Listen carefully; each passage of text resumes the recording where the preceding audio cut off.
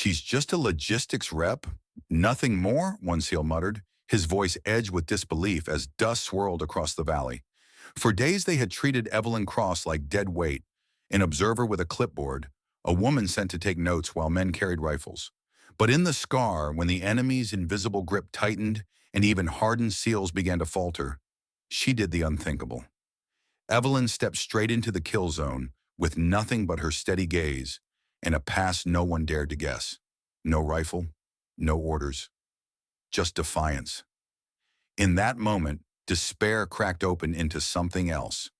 Precision, firepower, and a question that would haunt every survivor. Who was she? Really? The desert air at Fob Halverson carried more than heat. It carried judgment. Dust whipped across the landing zone as the transport helicopter's rotors carved the afternoon sky. Out of the haze stepped Commander Evelyn Cross, a woman who looked more like a bureaucrat than someone meant for war. Her pressed uniform bore no visible scars of combat, and the only thing in her hand was a battered clipboard. No rifle slung across her shoulder, no hardened armor strapped to her chest, just a plain duffel bag and a quiet gaze that gave away nothing. Chief Mason Cade watched her approach with arms crossed and jaw tight. At 39, he had seen enough deployments to know when Brass had made a mistake. His men needed reinforcements, not an observer. The scar, the valley that had swallowed 3 teams already, was no place for note-taking. Yet here she was, walking across the landing zone like she belonged. Beside him, Raul Santos, his reliable XO, spat into the dirt. "You've got to be kidding me," he muttered, shaking his head. "They sent us a clerk?" Cade didn't answer. He simply tracked Cross with his eyes, irritation hardening into disbelief. She wasn't rushing, wasn't ducking against the rotor wash. She moved as though time belonged to her, as though dust and chaos were inconveniences she'd long since stopped noticing.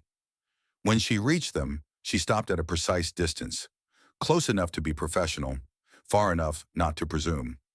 "Chief Cade," she said evenly. Her voice carried no apology, no hesitation. "Commander Evelyn Cross, I'm here to observe operations in the scar." "Observe," Santos echoed under his breath, a bitter laugh tucked behind the word. Cade narrowed his eyes. "Ma'am, with respect, the scar isn't a classroom. It eats people alive. You walk in with a clipboard, you won't walk back out." For a moment her expression flickered. Not offense, not fear, but recognition. As if she'd heard those words before, years ago, in another place where people underestimated her.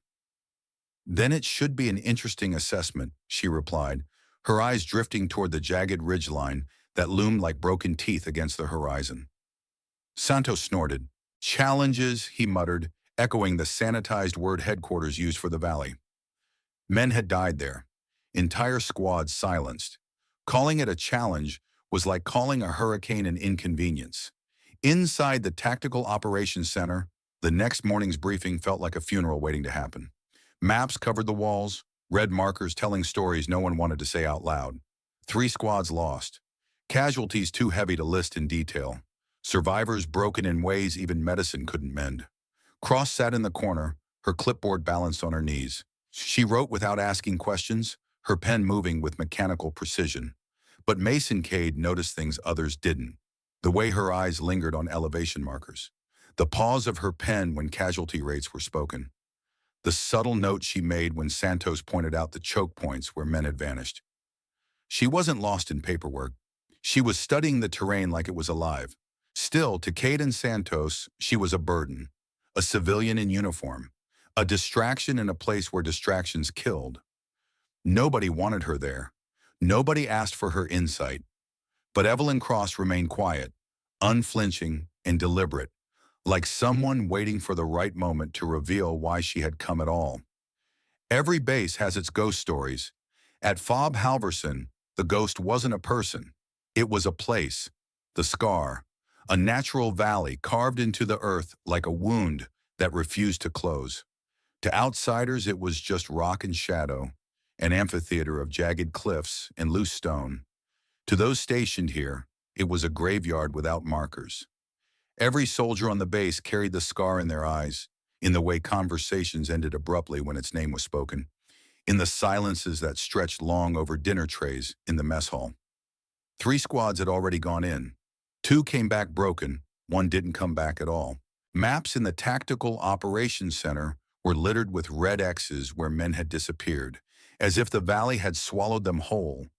The scar wasn't just dangerous, it was personal. It toyed with soldiers. Let them glimpse movement in the rocks, hear whispers on the wind, and then tore them apart with fire from nowhere. Evelyn Cross listened quietly as these stories resurfaced. She didn't ask for them, but soldiers shared them anyway, sometimes bitterly, sometimes with a kind of nervous reverence. One corporal swore he'd heard laughter echo across the valley at night. A medic admitted he still woke up in a sweat, hearing the last broken transmission of his squad leader. "They're everywhere. I can't see," before the line went dead. Chief Mason Cade didn't indulge ghost stories. To him, the scar was simply a tactically perfect kill box. Narrow approaches funneled squads into overlapping fields of fire. Hidden nests and ridgelines gave the enemy the high ground. There was no cover, no escape. It was war stripped to its cruelest mathematics. But even Cade, hard as he was, couldn't ignore the way the scar felt, like the terrain itself was complicit.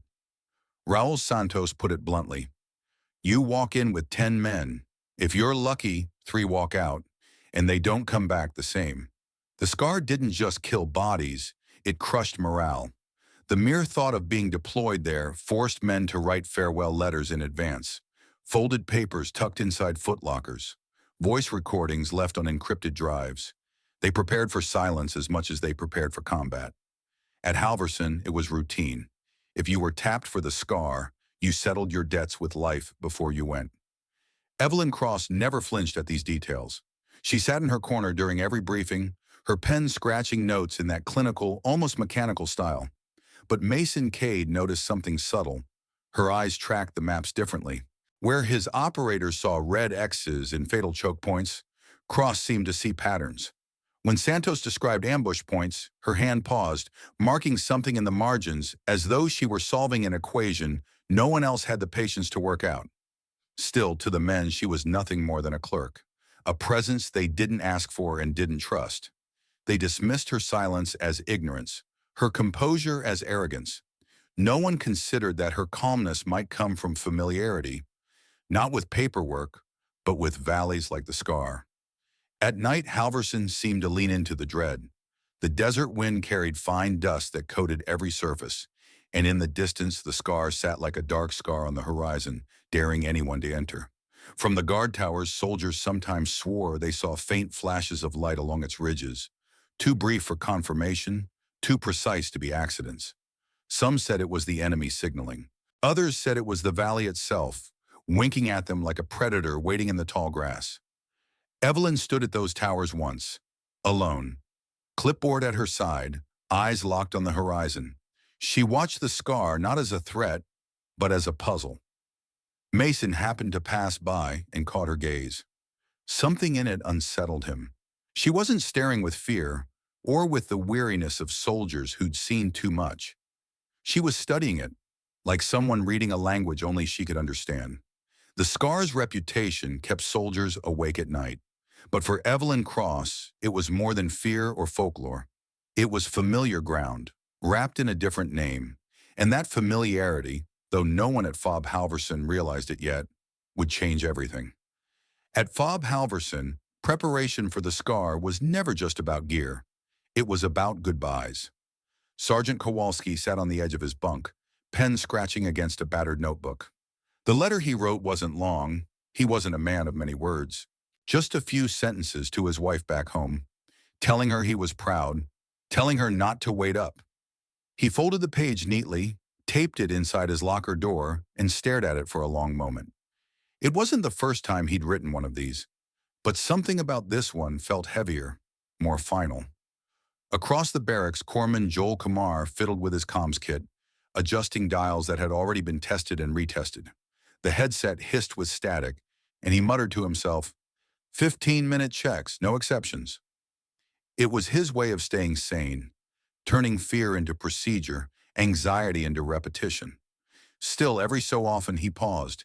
his gaze lingering on the blank screen of his tablet, as though expecting to see the ghost of a lost signal.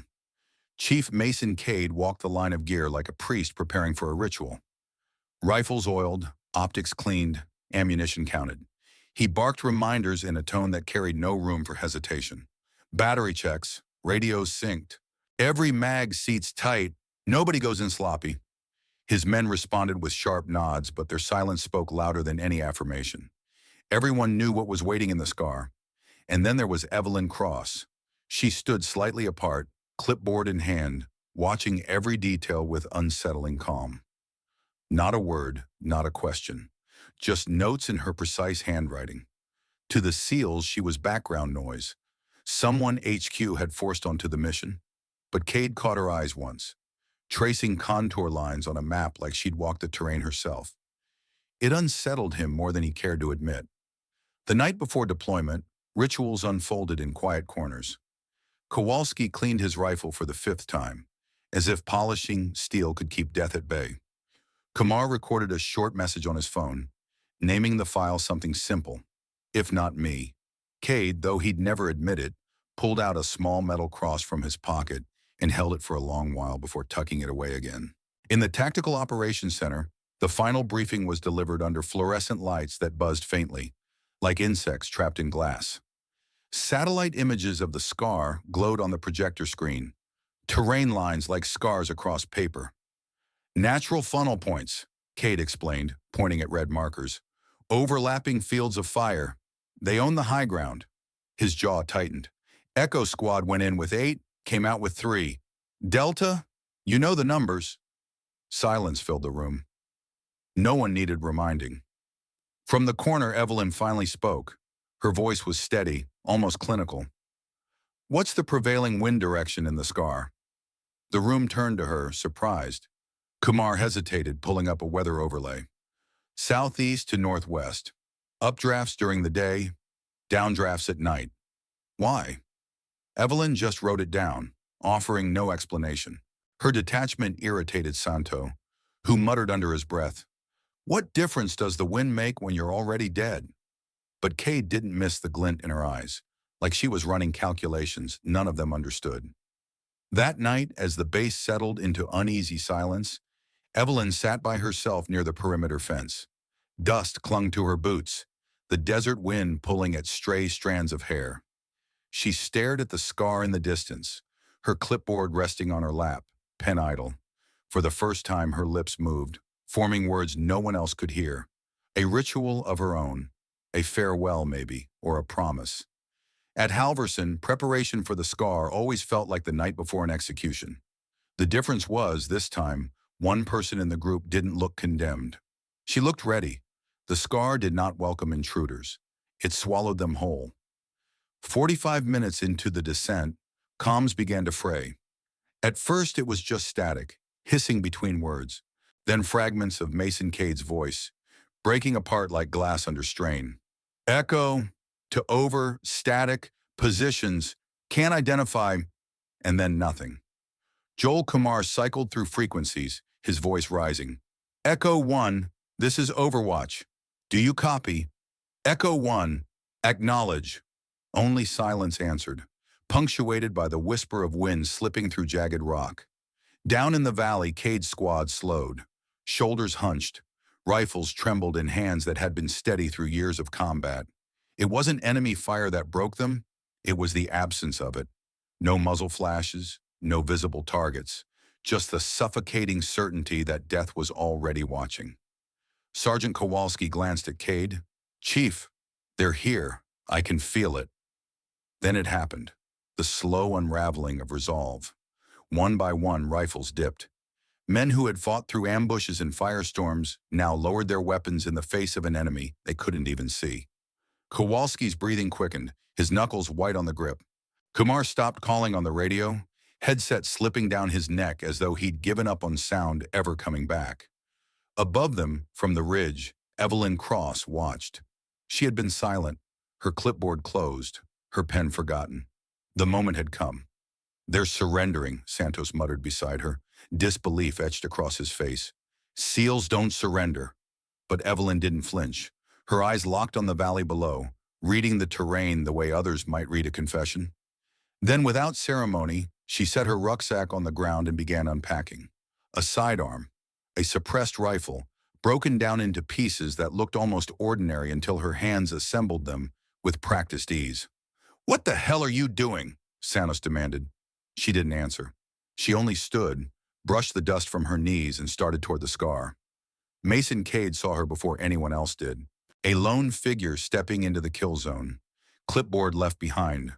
Weapon cradled with familiarity that shattered every assumption about her. His throat tightened. "Cross! Get back! That's an order!" But she kept moving, steady, deliberate. The unseen noose that had tightened around his squad seemed to hesitate.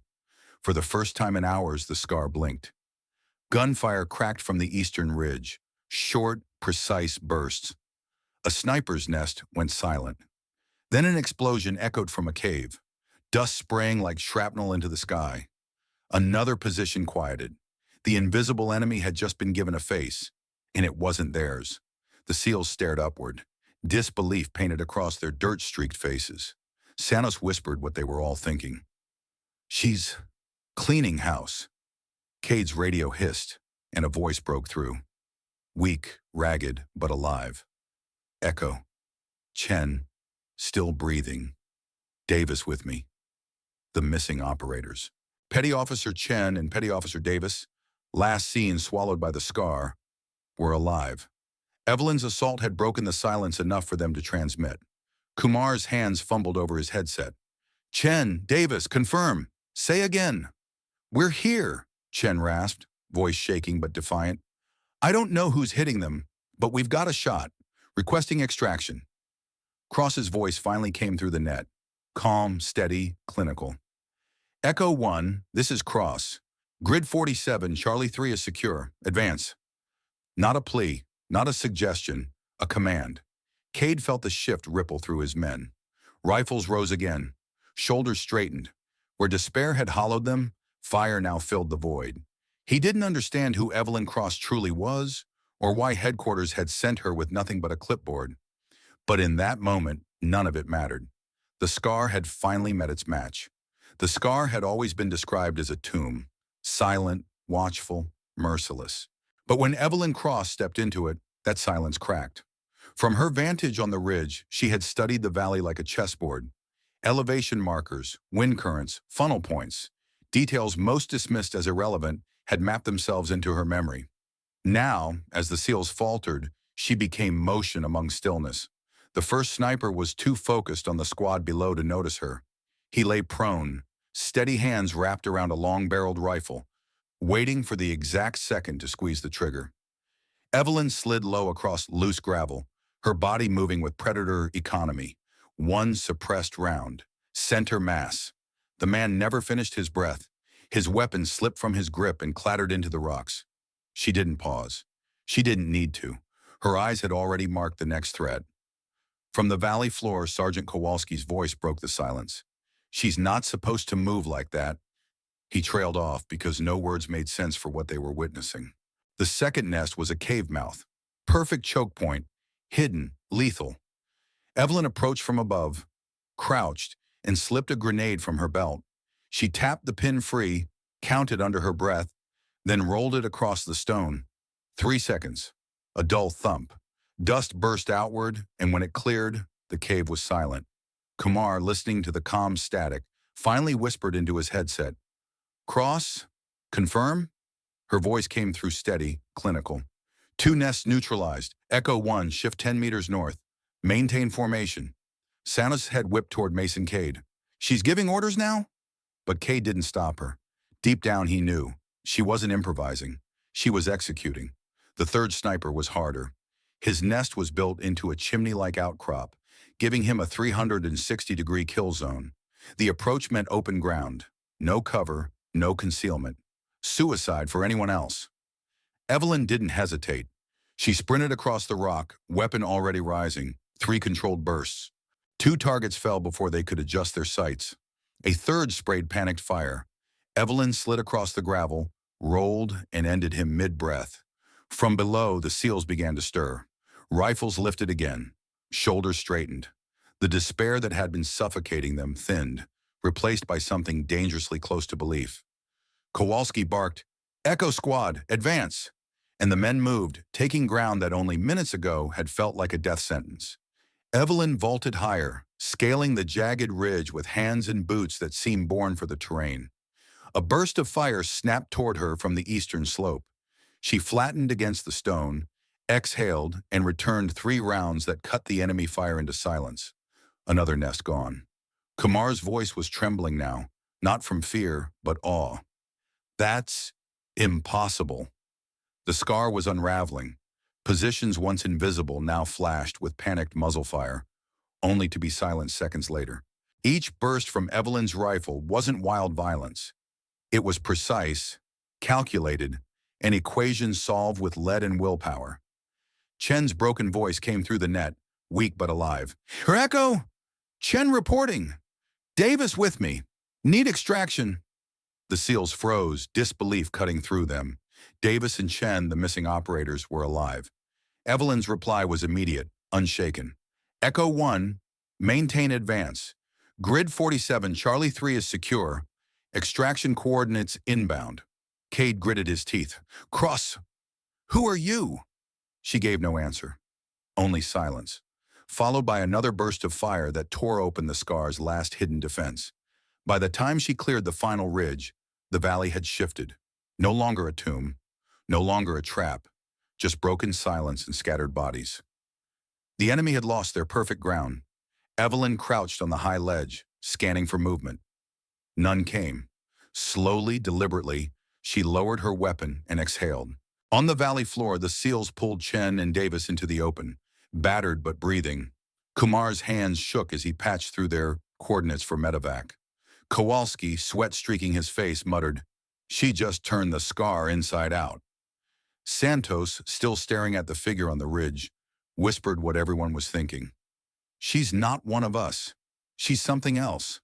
And Mason Cade, who had doubted her from the second she stepped off the helicopter, finally understood the truth that none of them could voice aloud.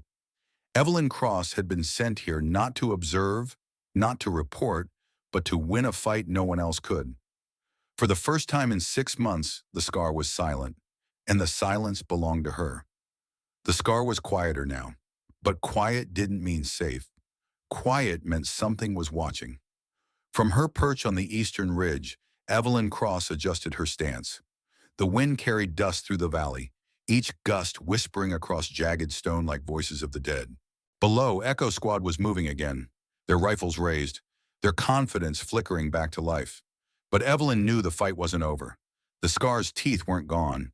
They were hidden, and hidden teeth were always the sharpest. The first sniper revealed himself with a mistake: impatience. A muzzle flash glinted too long from a shaded ledge. The shot cracked against stone inches from Evelyn's head, showering her with sparks and grit. She didn't flinch. She dropped flat, cheek pressed into the gravel, eyes narrowing on the echo's origin. A lesser soldier might have panicked. Evelyn only adjusted her breathing, matched the rhythm of her pulse to the weight of the wind, and fired once. Her suppressed round struck center mass. The sniper jerked, lifeless, collapsing into the shadow that had sheltered him. "Confirm 1, Evelyn whispered into the comms. Sergeant Kowalski's voice came back tense but tinged with awe. "Copy. Keep breathing, Cross." The second sniper was more dangerous. He was disciplined, silent, patient. He let the seconds stretch long, refusing to reveal himself. Evelyn shifted, knowing he was tracking her, and a round shrieked past, splintering the rock where her shoulder had been a heartbeat earlier. She rolled, returned fire, but the shots cut only dust. This one wasn't careless. He was trained, professional. He knew how to wait for weakness. Evelyn respected that, which meant she had to outthink him. Crouching low, she moved laterally across the ridge, her body tight against the contours of the stone. The scar's wind whistled in rising thermals, throwing dust into spirals. She pulled a shard of reflective metal from her pouch, wedged it into a crevice, and angled it toward the sun. Then she slid silently 10 meters away. The sniper saw the glint. His rifle barked. The round smashed into the decoy. Evelyn was already aiming. She exhaled and squeezed twice. The man collapsed, his rifle tumbling from his nest, bouncing down the rock until it vanished into the valley below. "Two down," she said, calm, certain. From the canyon floor, Mason Cade's voice cut through. "Cross, who trained you?" She didn't answer. Her silence was louder than explanation. The third sniper was the true threat. He had chosen the highest ground, concealed in a natural chimney, with a view of the entire valley. His discipline was terrifying. No wasted shots, no glints. He had probably taught others how to kill. He was the kind of marksman legends grew around, and the kind who had likely ended Echo squads before. Evelyn waited, feeling him wait back. It was a duel of patience. Hunter versus hunter. The scar itself seemed to hold its breath. Then she broke the balance. Rising slightly, she allowed her silhouette to show. A calculated mistake. The sniper fired instantly, a perfect shot for anyone slower. The round slammed into the stone beside her ribs, shattering rock. She ducked, heart steady, breath calm. Now she had his angle. She counted. 1 breath. 2. 3. Then she moved. Evelyn sprinted across open rock, a silhouette exposed to the entire valley. Bullets chased her, tearing into dust, snapping air inches from her frame. She dove behind an outcrop, rolled, and came up already firing. 3 rounds, each placed with surgical precision. The sniper never had the chance to correct. His body sagged, slumping against the wall of his nest. His rifle slid from his hands, clattering down the rocks in a hollow echo. For a moment, the scar was utterly still. "High ground secure," Evelyn reported. Her voice was calm, as if she hadn't just run through death itself. Sanos exhaled hard over comms. That was 3 professionals. Alone. You don't just do that." Kowalski muttered what none of them wanted to admit aloud. "She moves like someone who's done this before. More than once." From his position, Mason Cade tightened his grip on his rifle, eyes fixed on her distant silhouette. She was outlined against the dying sun, dust curling around her like smoke. The observer with a clipboard had vanished. What stood on that ridge was something else entirely, a weapon disguised as an ordinary woman. The scar had taken its last snipers, and for the first time, its high ground didn't belong to the hunters. It belonged to Evelyn Cross. The scar had gone quiet, not the oppressive silence it had carried for months, but a different one, lighter, almost reluctant. Gunfire no longer echoed across the ridges. The enemy had withdrawn or lay scattered in the dust. For the first time in half a year, Echo squads stood in the valley without feeling like prey. Petty Officer Chen staggered into view first, supported by Davis. Their uniforms were shredded, their faces pale, but their eyes were alive. Joel Kumar ran forward, headset bouncing around his neck as he caught Chen by the arm, relief spilling from him in words he couldn't form. Kowalski clasped Davis on the shoulder, shaking his head in disbelief. "We thought you were ghosts." Above them, the low thrum of rotor blades built in the distance. Dust lifted, spiraling into the valley like a storm. A medevac bird crested the horizon, banking low, its searchlight sweeping over broken stone. The pilot's voice came over the net, sharp and steady. "Echo, this is Angel 1. Mark LZ. We're inbound."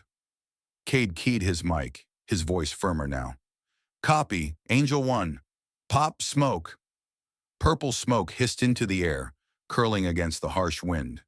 The helicopter descended, skids kissing the valley floor as medics spilled out, loading Chen and Davis first.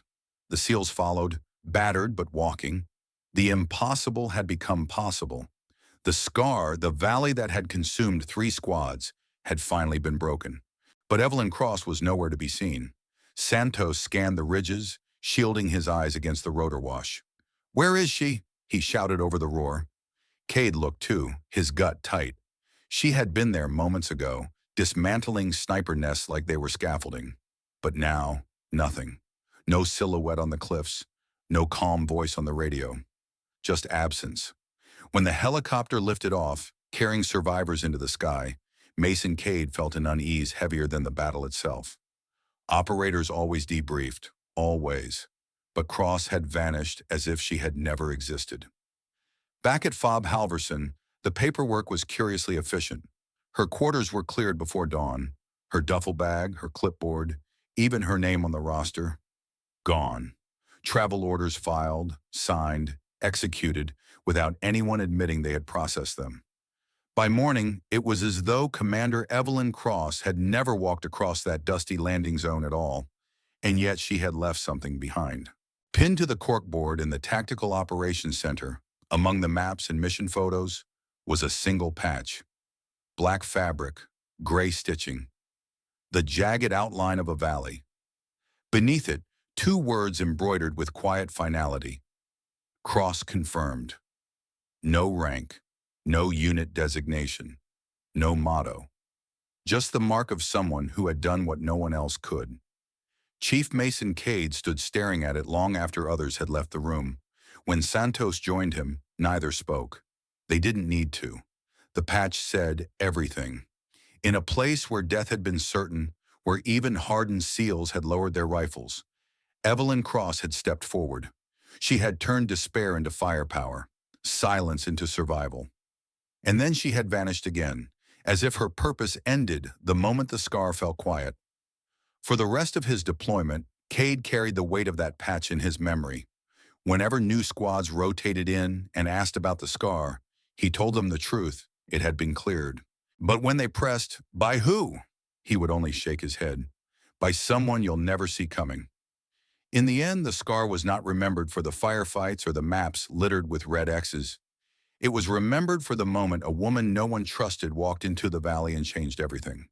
Who was Evelyn Cross? The reports don't say. Her record is a blank page. No unit designation, no commendations, no trace.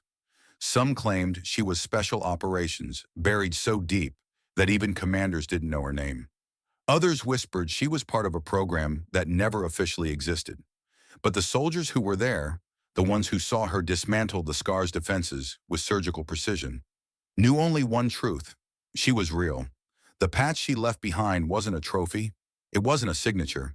It was a reminder, a quiet confirmation that someone had stood in the worst of it and refused to yield. Cross confirmed. Two words, simple and absolute, and maybe that's the point. Not all heroes arrive with banners and medals. Some slip in quietly, do the impossible, and leave before anyone can even thank them. Their names vanish from rosters, but their impact carves itself into memory. But here's the bigger question for all of us. How many Evelyn Crosses walk beside us right now? How many heroes live quietly in our neighborhoods, waiting for a moment to show what they're truly made of? I'd love to hear what you think.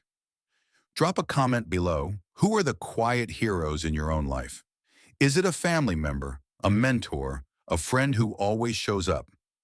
Let's share their names, their stories. Thank you for listening to this journey with us. If this story touched you, please hit the like button. Share it with someone who needs it, and subscribe to our channel for more stories that honor the unseen and the overlooked. Because sometimes the people who seem invisible are the ones who shape us most.